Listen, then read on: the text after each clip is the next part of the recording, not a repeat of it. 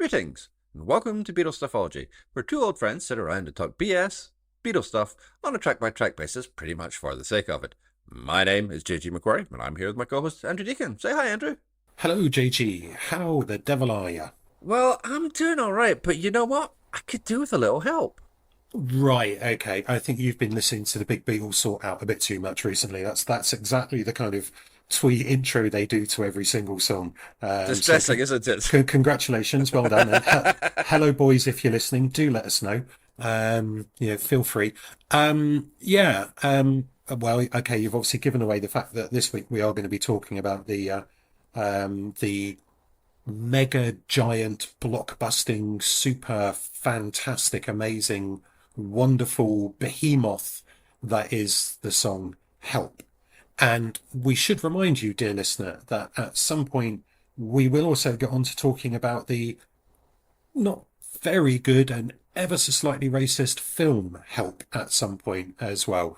Not that I'm giving away anything about my views on that. But you know what? There's been enough going on in the world of the Beatles recently, which is, since we last spoke, because of course we've had the start of the new Doctor Who series, which was trailed quite a lot with images of the Beatles, and as I'm speaking to someone who has one of the top 100 best Doctor Who podcasts, admittedly it's now defunct, although all episodes to Talking Who to You will be available on the Ethernet. I thought it might be useful for you just to let us know what you thought about what Rusty Dave made of the Fab Four.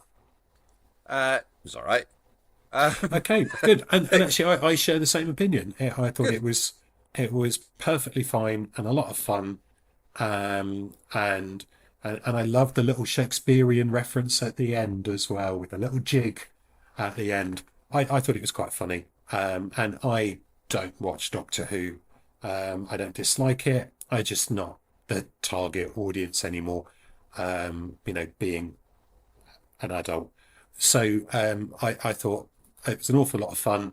And if anyone was worried about the depiction of the Beatles in it, don't. It's Saturday evening television, even though most people don't watch it on Saturday evening. It's meant to be a bit of fun before big quiz programs come on, and that's about the long and the short of it. Yeah, exactly. It's mostly set dressing anyway. The episode isn't really about them per se, so No, yeah, absolutely, it's fine. absolutely. I mean, I'm sure there'll be people that'll go, "Oh, I'm sure the zebra crossing's a bit closer to the studio than that," and stuff like that. You just think, "Oh, get over yourself." Oh, he wouldn't have worn those glasses in 1963. Oh, get over yourself. Anyway, there you go. We're not that kind of podcast. Details aren't the thing that we concern ourselves with. Yeah, no, detail schmetails. Wow, quite. Well, Yeah. before we disappear, let's get a little thing out the way. If anybody wants to disagree with us, if anybody wants to get in touch with us, well, you can really get a hold of us. You can contact us by email. We are BeatlesStuffology@gmail.com. We're on what's left of Twitter at Beatles_OJ, and we're Beatles Stuffology on Instagram. You can also find my blog at www.jgmcquarrie.scot, especially if you want to know more of my thoughts on that Doctor Who episode. It's exciting stuff. Also, please check out my other podcast, which is Talking Trek to You, where Noob and an expert go through the original Star Trek series episode by episode. Just Please before you move on Go to on. some exciting news, have you actually put a blog up about that episode? Because when I checked a few days ago, you'd only put something up about episode one. No, I've got episode 2 and episode 3 up as well because I got Right. stuck in a slow-moving train, so I had time to do some Wow. writing. Okay, well, that's exciting. Yes, it is. Right, somebody has got a hold of us, which is nice. Now, I feel it's worth pointing out that this person actually got a hold of us back in March, but thanks to my downtime, unfortunately, we never got round to reading it out. So I'm going to do that right now. So this is from, I should say, and hopefully my pronunciation of your name is okay, but Osvaldo de Leon, who writes and says, Hey, JG and Andrew, love the show. Good. The interplay between... Oh, I thought that was going to be the whole email. That would have been nice. If people want to write in and just say, love the show, Love the we'll show. be very happy with that as well. Anyway, they go on and say the interplay between you and Andrew is always fun. But to answer the question that you raised, so this is about the American releases, which we asked about a few episodes ago. The American releases were in print on vinyl until 1987 when the CDs were released. At that point, the American releases were phased out and the British releases plus past masters became the standard here. Now, of course, it has been the standard for longer than the American releases. Around 2005 or so, someone had the bright idea to issue the Capitol releases on CD in a pair of mini box sets. Also, at least on Apple Music, they are also available, but they are sequenced into one big glob, track 1 to 100 or whatever. That sounds awful. There are differences in the sound and release. Help begins with a bizarre orchestral fanfare that incorporates sitar and the James Bond theme before going into the song, and I will sometimes have a listen to that as it's how I heard Help for many years. Some of the running order has actually changed, and I prefer it. Meet the Beatles is an absolute ass kicker that the two British 63 releases can't really touch. Rubber Soul becomes very much a Beatles take on folk rock vibe by starting with I've Just Seen a Face, amongst other changes. I prefer it as well. And then some of the changes are unfortunate. Capitol really cut the drama and shock out of Revolver by siphoning several of the tunes off onto Yesterday and Today. That features Yesterday, Nowhere Man, and Dr. Robert, and if they weren't all such great songs, this might be an unappetizing mess. Thanks, Osvaldo. Okay, well, firstly, thanks for writing, Osvaldo. We really do appreciate it.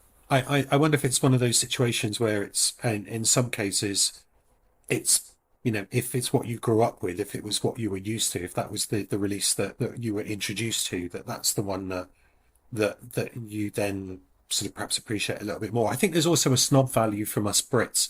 Heaven forfend that us Brits would ever be accused of being snobs. But I wonder if because we know, or everyone knows, that the official releases, the ones that had the Beatles' seal of approval to a greater or lesser extent, the one that had George Martin's seal of approval, at least in the early days, were the EMI UK releases, that therefore we automatically look down on the US releases with a sense of disdain. But yeah, that's very interesting. The point about was it the opening of Help with the James Bond theme? Yeah. Well, I mean, I have rewatched the film in the last couple of weeks. And there is quite a lot of that sort of musical interplay. There's some cute things going on with the score in places, and some of those orchestrated elements of previous Beatles songs. So I think that is coming from the film, because I think from memory there is a sequence where they do, if not the exact one, they at least parody it. But yeah, so that's really, really interesting, and I'm so pleased that we've had the first mention of Dr. Robert on this, because I really like Dr. Robert, and in particular, and this is, I'm sorry for our very small UK listenership. I realise that awful lot of our listenership is what we would regard as being overseas. I'm absolutely certain. This is one of those things. Is this a memory? Do I actually remember this correctly?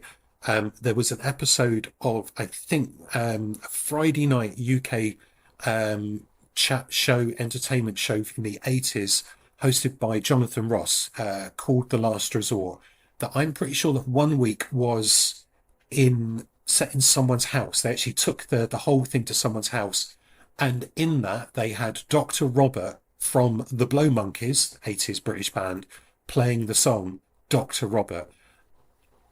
I can't find record of this anywhere, so I'm starting to think that I've imagined it, and it may have been Nick Hayward instead, but my brain is telling me, how perfect would it be if it was actually Dr. Robert playing Dr. Robert?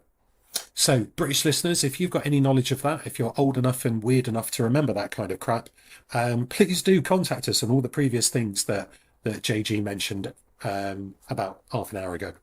Yeah, I remember watching The Last Resort, but I don't remember that. But then I don't know whether I would have done it. No, I and it don't would have know. been repeated, as it wouldn't have been repeated rather. So it was very, and those are the days before.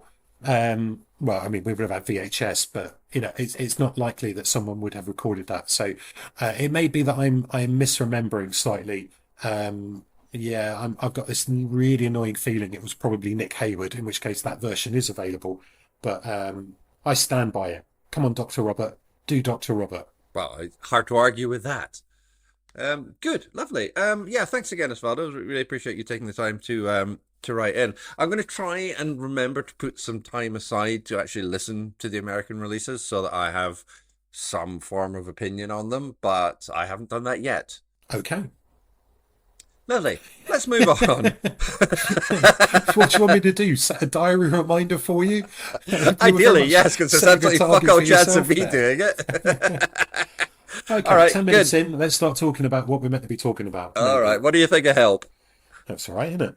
Yeah, okay. Well, Okay, thanks. so I think I've made it clear before that there are certain, mammoth songs that everybody sort of thinks of as being, the big tent poles in this period of the Beatles' career that to me are a little tainted by familiarity, perhaps, and that they don't have the same oomph as some of the other things that we're going to go on and talk about, or alternatively, the same kind of oomph as say Ticket to Ride. Um, I think Help is a really top quality pop song. I don't think it's any more than that. Okay. I think I'm going to have to go with a bit of majority consensus here, which is always a position I find slightly uncomfortable. I love Help. I think it's a fantastic song. And I also feel it's really refreshing given a lot of the material we've covered, particularly in the last album. But just generally up to now, it's nice to come across something which is a much more personal and direct lyric to it. I agree with what you say about it being a great pop song. I think that's fantastic, but I mean, I don't know. I love Ticket to Ride so much, so I adore There you Ticket to go. Ride. So, I don't know. I think they kind of hit about the same level in about slightly different ways. There's something about the directness of Help that I mean, it's not that Lennon hasn't written directly before, but this feels like it has much more. Oh, I'm shying away from the word authenticity here, but it just feels more genuine. Maybe that's a better word for it. It feels genuine in a way that I don't know that he's always quite managed to get across. Again, not to say that he's never managed that, that would be ridiculous, but there's something about the way that this comes together, I think, that really demonstrates he's stepped up his ability to communicate. I just worry that an awful lot of the layers and the meaning have been added in retrospect, and that bearing in mind he was writing a song to order, hey, let's write a theme tune for this film, um, you know, possibly suggests it was done with a little bit more haste than you might think for the level of intention that's ascribed to it. Because I don't think that the lyrics are that much of a leap forward. I mean, I would point to the okay. I think I'm going to be sad. Okay, so there's something in that. I think a lot of the invention in the lyrics comes from lines related to when I was younger, so much younger than today. And you think, okay, right, so there's that sense of, oh, look at me, I'm looking back on where I was and where I am now. And I think that's possibly where people maybe kind of say, oh, look, he's also looking at the nature of fame and how fame has changed him. Yeah, but he also had a bit of a sense of humour, and he could also just been taking the piss. He could be having a little joke. Look at me, I'm 25. When I was younger, so much younger than today. It could be a joke, but we've gone with the slightly deeper intention. And of course, Lennon has fueled that as well by talking about all the layers of meaning that come with it, and coping with fame and all of that sort of thing. But then he was talking about that in what was it, 1970, at a point where he was particularly out of love with the kind of fame that had come at that time. So it could be that he is going through his various levels of therapy as he was, maybe ascribing a meaning that isn't there either. You know, that's fine. That's fine. But I think the lyric is the main thing that people consciously or subconsciously attach to the level of depth in here. Because, oh look, it's a plea for help. Great. But then an awful lot of his previous songs are a plea for help in the form of one woman, or several women, depending on how many of those songs you go to. So I just always think that there's a danger with someone like Lennon that we are taking him a bit too seriously when he didn't know half the time whether or not he was taking himself seriously. I think that's probably a valid observation, but I think one of the things that does push forward the way that he communicates in this song, you're right, of course, that he's had a plea for help in the past, and it's related to women. But what I think is what makes this song stand out is that for once it's not that. He's not specifically saying, "Oh, like, I need a woman to come and help me," or "I need somebody as a surrogate mother," or "I need a whatever this week's psychological problem is." It's just a straightforward plea for help, and that is new. I think I don't. It's not couched in terms that suggest, oh well, it's because I need a romantic partner or a wife or all that kind of thing. It's more exposed than that, and I think that's one of the ways that you can see he's developing as a songwriter. You're right, of course, this was written very quickly, and there's no doubt that it was written to order for the film, but that doesn't preclude the possibility that he was also able to do this as well. He was a gifted songwriter, obviously, and I think the fact that he is being able to write from a perspective which has that additional honesty that we haven't quite seen from him before in this way. I think that's one of the reasons it's a shift forward in the style in which he's writing. But we've had other songs where he's meant to have been much more honest than he'd ever been before, and Yeah, of course. It's a scale. It's a scale. Yeah, yeah. it just kind of worries me that when someone worries me, it doesn't keep me up at night. In fact, I will barely Well, think don't of it want you to be again once we restless finish about it. recording. I just think that sometimes something that is a really good pop song, um, which is really interesting, and he admits himself he deliberately tried to put more 2 and 3 syllable words in order to impress a critic who then subsequently wasn't impressed anyway. But he was perhaps trying to sort of crowbar something in, and then because of the statements that he makes at various points throughout his life, we then look back and try and find meaning where perhaps there isn't quite as much meaning. Because it still comes down to him appreciating that you're around, appreciate you. And there is he talking about Paul? Is he talking about Cynthia? Is he talking about someone else? Is he talking about fans? Is he talking about his inner self? I mean, you could spend all day doing that. And I think there will be podcasts that will do that probably they are now, actually, who will do that for Taylor Swift songs. When and I'm sure even then she'd probably say just a nice tune with some words. I don't know enough about Taylor Swift to be able No, to neither do I. comment on that, unfortunately. But yeah, yeah. It's also one of those songs which is, I mean, ubiquitous doesn't even begin to describe it. Obviously, it's not the most ubiquitous song on this album. You were saying earlier on that its over familiarity can sometimes dull its impact. Help is such a well-known song. It's so inescapable that I do think that there is a danger of that, and that kind of repetition can sometimes Yeah, blunt the way that we view it, which is kind of, it's unfortunate. It's not the most covered song that we will have to address, no. obviously, because we will be covering the most covered song. But even by those standards, like it's not. Where the fuck am I going with all of this? I You got. wanted Here Comes the Sun or something. It's one of those two, isn't it? Anyway, Oh, yeah.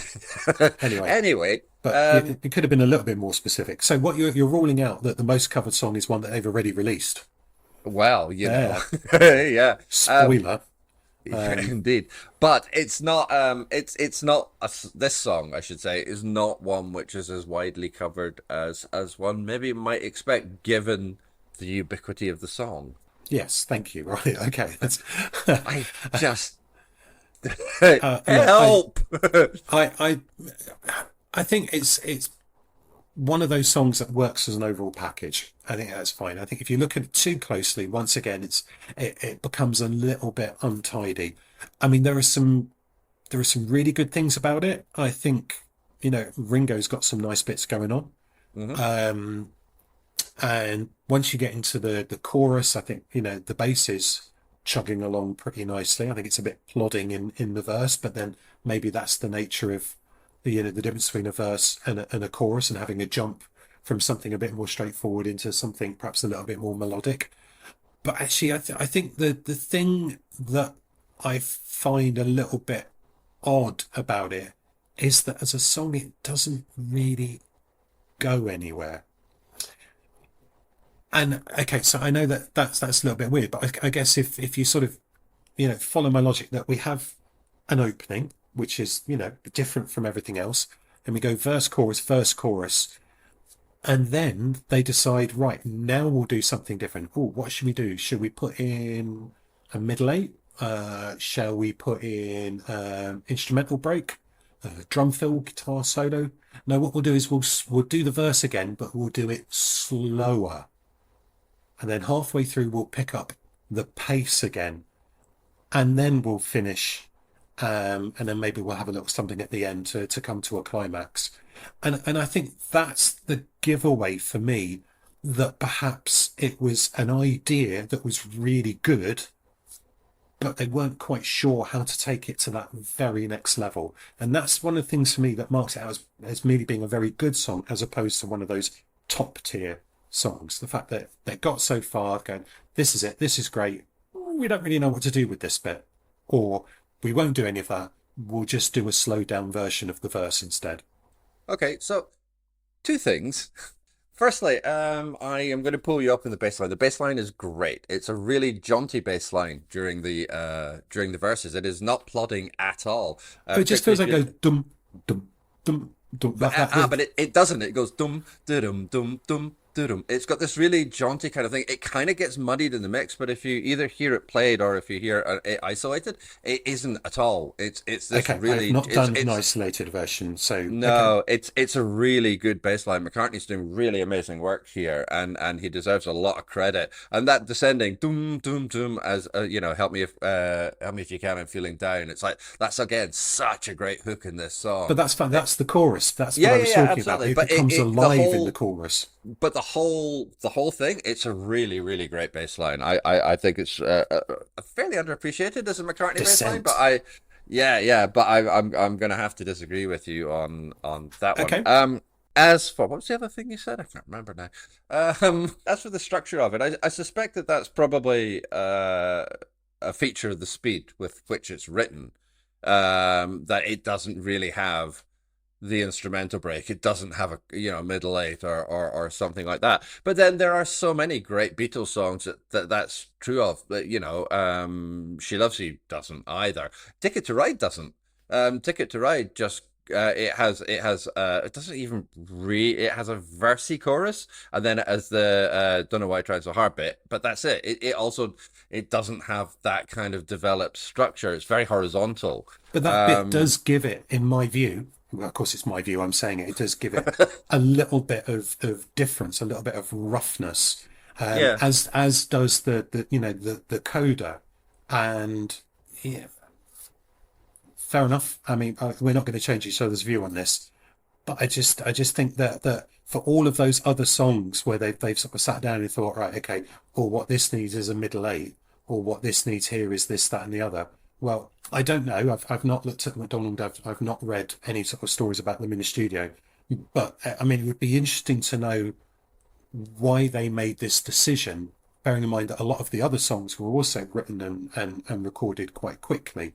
So why it was that this was the thing. Now, it could be that they just wanted to emphasize, or Leonard just wanted to emphasize the lyric more than anything else, which is perfectly fine. But I just think that it's another one of those things. If you just look at it a little bit more closely, you realize that it's got a little bit more facade than it does have depth of some of the other songs that they do.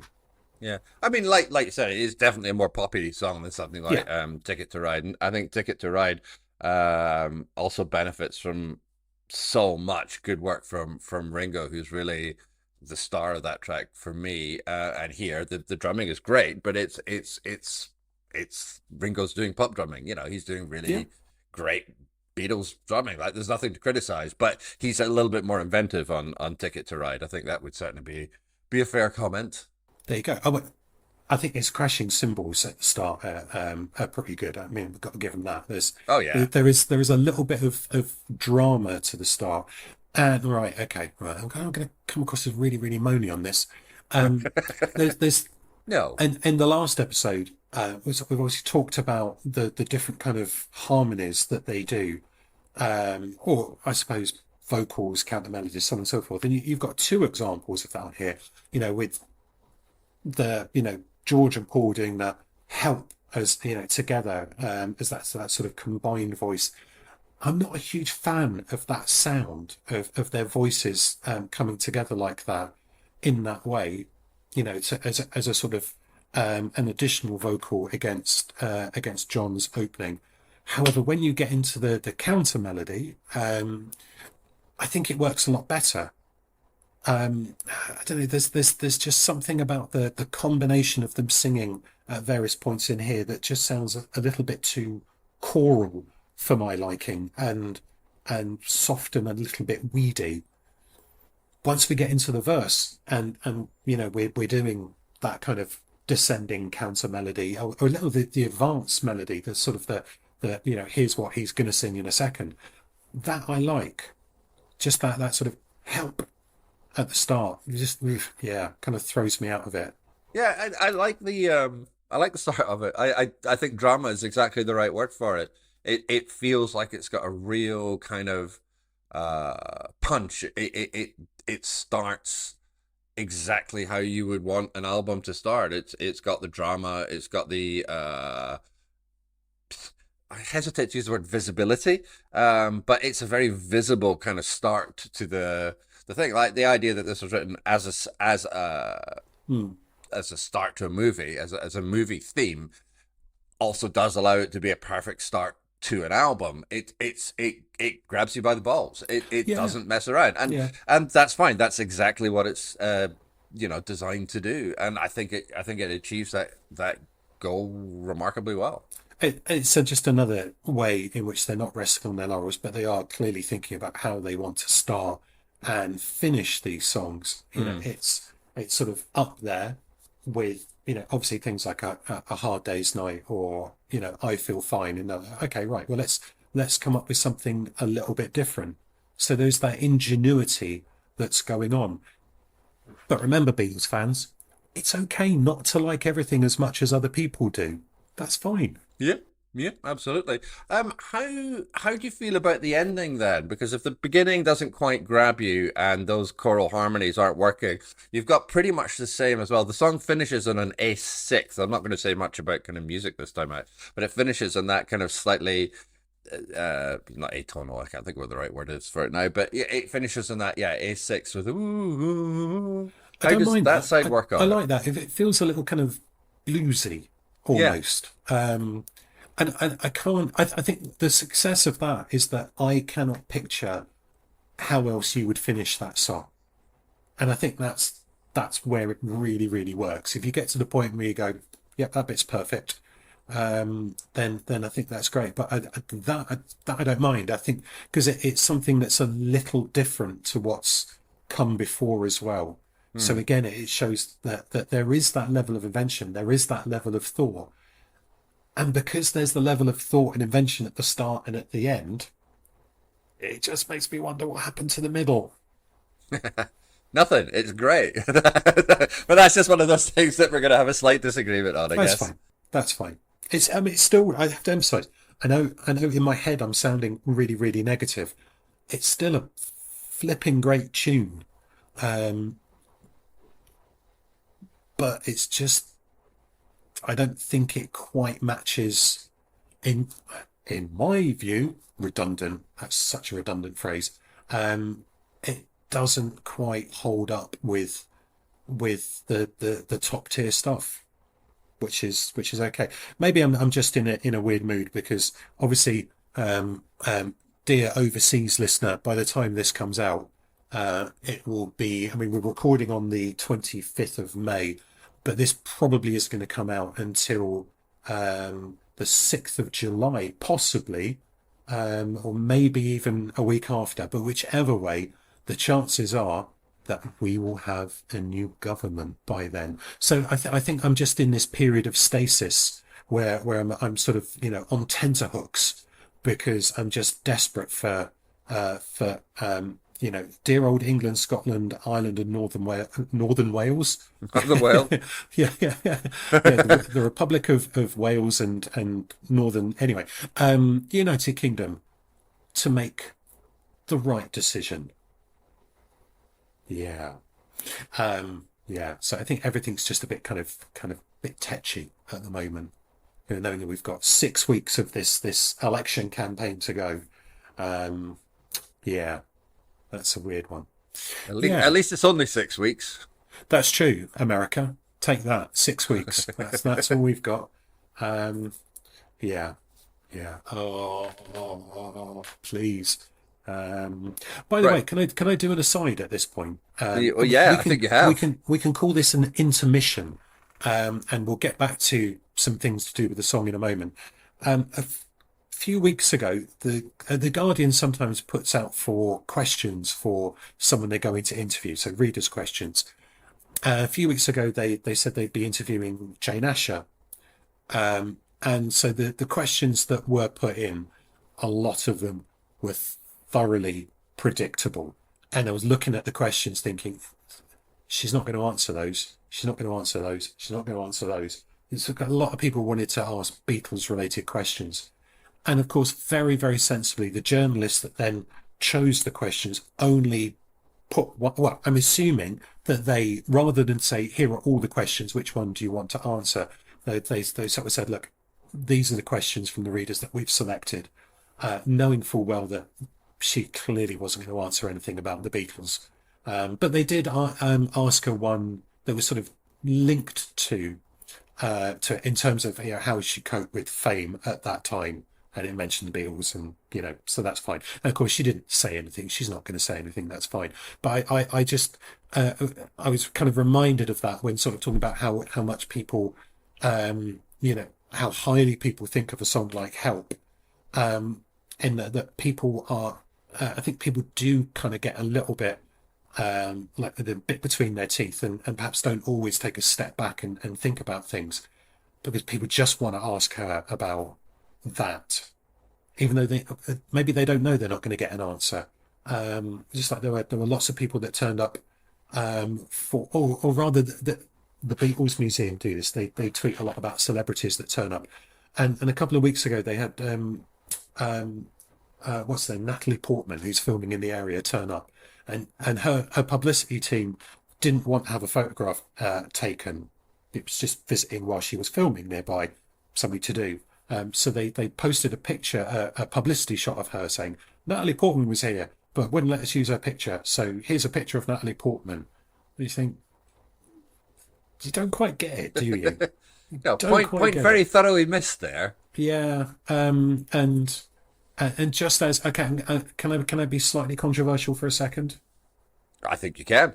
I think that and Beatles Twitter is a lovely place. Lots of people are absolutely lovely to each other and lovely about all things Beatlesy, and lots of people are absolutely lovely about about Pete Best, for example. And so there's lots of birthday wishes for Pete Best and all of those things. And I wonder how many of those podcasts on their episodes have then also had episodes where they talk about, oh yeah, Ringo's so much better drummer than Pete Best. Oh yeah, I can absolutely see why they got rid of Pete Best. Oh, listen to this. Oh yeah, it's so much better. You just think, okay, good on you. That's fine. I'm going to be consistent, and but then that sort of fits in with my stuff about how I would much rather um, send those praises when people die to people who meant something to me rather than you know Jeff Smith, who was the third oboist in the band that came before the Quarrymen, because I don't know who that is. That's fair. That's Feel free fair. to cut some of that out. That's perfectly fine. That's fine. So symbols, eh? Yeah. Sorry, just before we go on, you said Natalie Portman, and my brain immediately went, "Oh, Natalie Merchant went there." That's I don't know why. It's That's fine. That's absolutely immediately fine. jumped to the wrong Natalie. Sorry about that. Yeah, no, that's okay. That is okay. Good. Um, Yeah, symbols. Symbols, yeah, they're really good, aren't they? Yeah, yeah, they're They're great. very symbolic of stuff. Um, yeah, right. So, I'd say one thing I really like about this song, and if I gave you 20 guesses, I don't think you would get it right. Okay, So I'm not going to go through 20 guesses. So just my just my tell me. favorite thing about this song is the exclamation mark in the title. Oh, you got to love a bit of punctuation in a song title. Absolutely, to the point where I did go down a slight rabbit hole in terms of trying to work out, what sort of punctuation there was in songs before that, and made sure that I mean, the rabbit hole I went down was a friend of the episode, the song "Turn Turn Turn" or "Tora Tora Tora" as I often call it, which although it was the Birds, it was written by, name escapes me. Oh God, that's bad. Pete Seeger. There you go. Several years before, and I don't think the Pete Seeger original version had exclamation marks in. No. I think they may have been an invention of the Birds. Um, but there is, if anyone's particularly interested, there's a nice little article from the Guardian from about 13 years ago. It's only talking 2011 when Elbow released their album "Build a Rocket Boys" with an exclamation mark at the end of that. And it doesn't really go into too much detail, but it does contain a reference to F. Scott Fitzgerald, who said that they were like laughing at your own jokes, which I thought was quite nice. Um, but there you go. Oh, and just for translation purposes, if you're not British, exclamation point. Yes. Yeah, it's great. Um, I think that's exactly. I think you can hear that exclamation mark in the opening word. I think you can hear it. But I'm confident of it. I think it's the only place you can though. What? Mm, maybe. I'll get back to you on that. Yeah, do I have to have a because think about that. I think it's one of it lose. Maybe that's because I think of it as a pop song. I think it loses that impact because it's quite jolly and fluffy. I know it's not jolly and fluffy. They're just the words that popped into my head. Um, but I tell you, actually, there is something else that I think is worth mentioning, and that's the truly hilarious TV footage of them performing this whilst sitting on a pasting table, or what looks like a plank that's attached to two small ladders, which I think was taken from the same studio recording as the one with was it the one with Ringo on the on the exercise bike. Yeah, Um, yeah, yeah. but it's absolutely hilarious because again they don't know what to do with Ringo. So they're all sitting in line, and you can see that behind John, George, and Paul are kind of fanning out in order to so that they can be seen to be doing what they're doing. And Paul Ringo is just there holding an umbrella, and that's fine. He's having a whale of a time back there. But there's a reason why he's having an umbrella, and it will link into this with the covers when we talk about the covers in a moment as well. It's because he's waiting for a fake snowstorm. So Mm. someone has obviously, I think someone has obviously, that may not be true as well. I reckon that someone has maybe seen something from the film and thought, oh, there's a sequence of them in the snow. Let's do something snow related. I And think that's 100% certain. well, yeah, except of course, what's the continuity issue related to that? Well, I don't know what is The continuity song in the version. snow is Ticket to Ride, not Help. Uh, Thank you very much. Thank you very much. Thank you very okay. much. Yeah, But although they but are it's on skis in the album and single cover. yeah, okay, fair enough. But I mean, it's a joyous TV recording. It's a whole load of fun, and it does contain maybe I've missed images of it before, but it's the first image that I can recall of John with the Rickenbacker. Oh, okay. Yeah. And Bayeki looks good with that black and white Rickenbacker. Oh, Um, you know how badly I crave that guitar. It is my life's ambition to own one.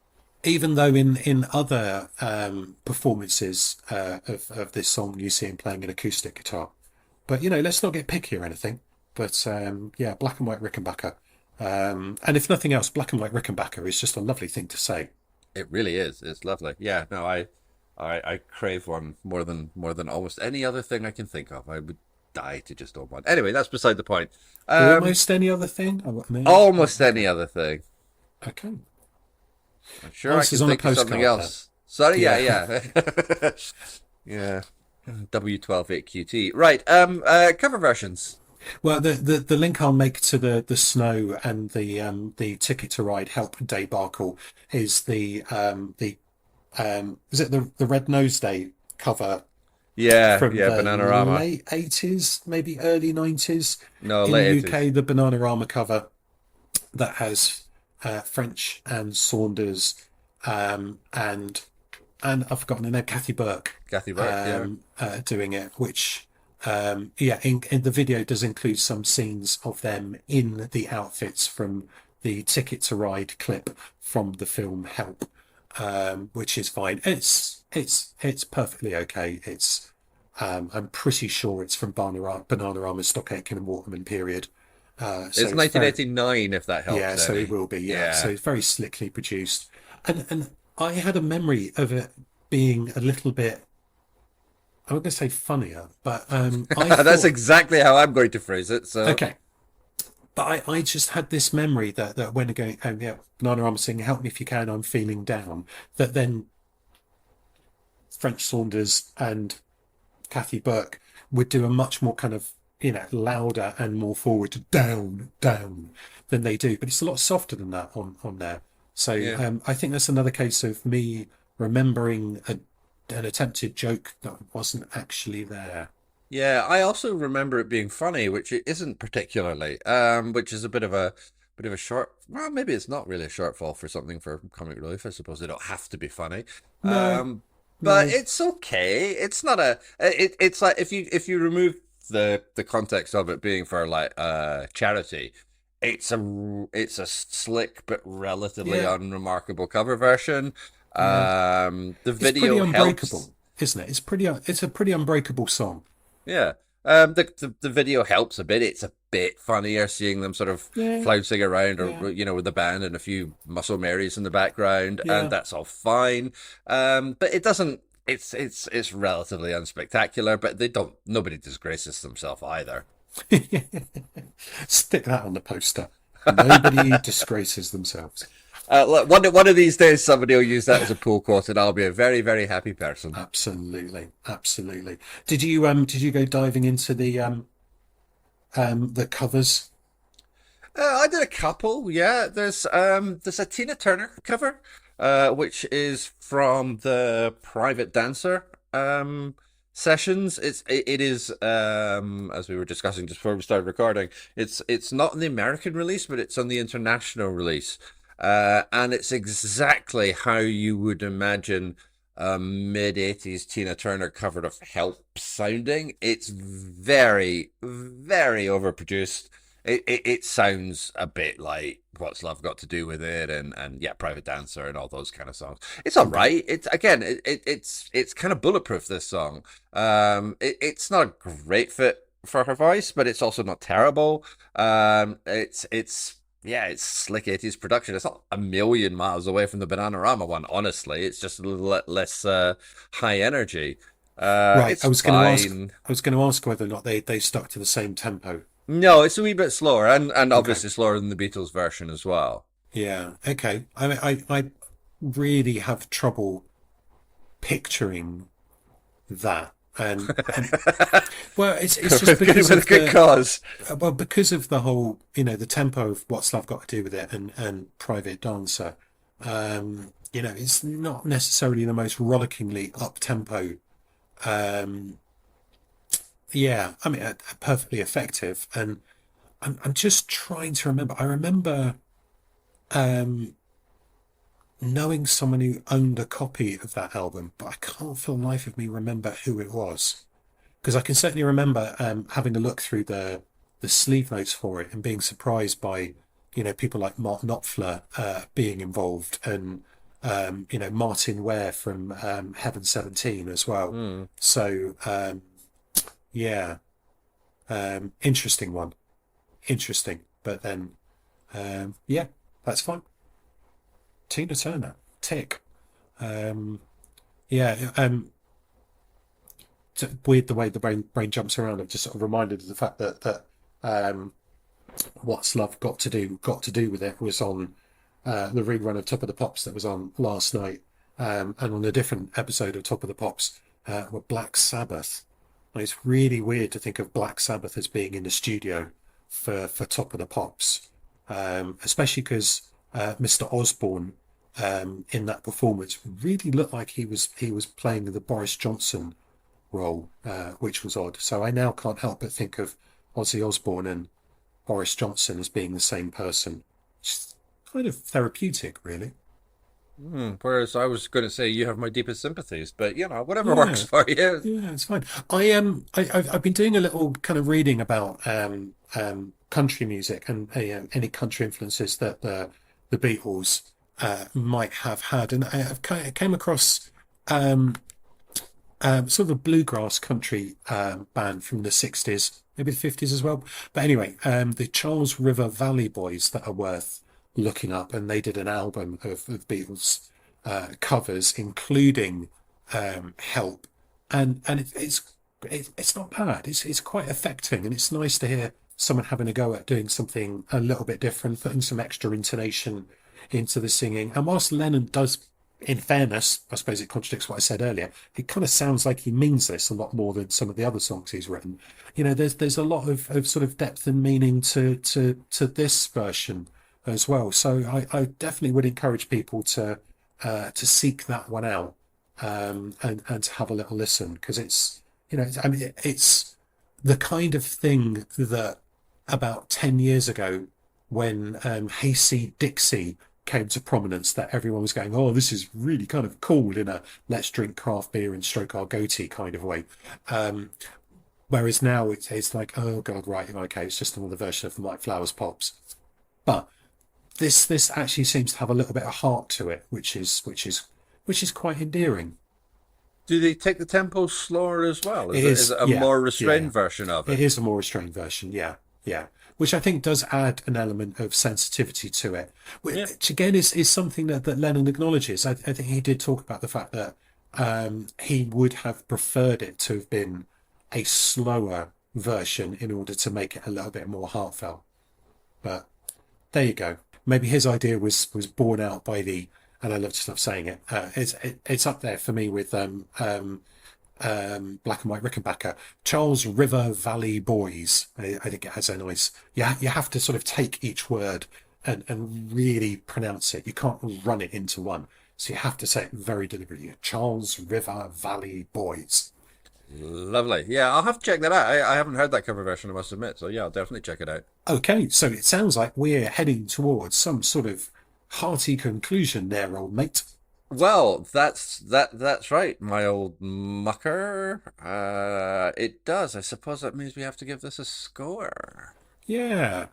Um, I haven't got the old scores in front of me. Have you got them? I do have them in front of me, yes. Okay. So, would you be so humbly kindly, sir, as to let me know what I gave Ticket to Ride? Ticket to Ride from your good self was given a 10. God, did I? Yeah. Wow. Flipping heck, Tucker. I Feel Yeah, well, Fine had quite. a 7. You Can't Do That had an 8. I've now found it, by the way. Well, some of them. Okay. Can't Buy Me Love a 7. Do I think it's better than Can't Buy Me Love? Yeah, I probably do. So I'm going to put it up there with I Wanna Hold Your Hand, Baby, and give it a whopping great 8 out of 10. 8 out of 10 for help. See, Okay. despite everything I said, I do like it. I just would like people to go, Yeah, actually, I've listened to it a little bit more closely now, and I can sort of see that maybe it's not quite what we thought it was. Well, I'm going to go higher. I'm going to give it a 9. I think it's phenomenal. I genuinely love it. I think it's one of the high watermarks of their pop era. I think it is almost a throwback at this point, slightly, especially when we start to move into kind of the more folksy stuff in this album, and also what we've seen with Ticket to Ride. But if this is a sort of slow or approaching, let's say, the goodbye from the classic pop phase, I think it's about as good a goodbye to that as you could possibly have. Okay. I was just Okay. working my way through all of that. That was quite a complex set of ideas. Yeah, and also sort of thinking in my brain, just like three or four songs from Revolver just popped into my head that I thought better than this. And they're album tracks. But then But that's then it's Revolver. that's like almost 12 months away, you know. Yeah. So, oh, God, oh dear, Let's worry about that when we get to a it. lot of water under that Beatles bridge before we get to 1966. Hey, hey, hey, hey. Exactly. And if you will excuse that smooth transition for which we are so known, if you'd like to contact us about any of that water that could or has potentially flown under that Beatles bridge, well, you can do so. As mentioned at the top. You can get a hold of us at Stuffology at gmail.com. We are Beatles underscore ology on Twitter, and we are Beatles Stuffology on Instagram. I won't go through the rest of it, but we're terribly easy to find, and you can always have a look at the show notes as well. Everything's there. Next week, we are going to toddle along the album, and we are going to be covering The Night Before. And as always, we hope you're going to join it for it. But until then, keep listening.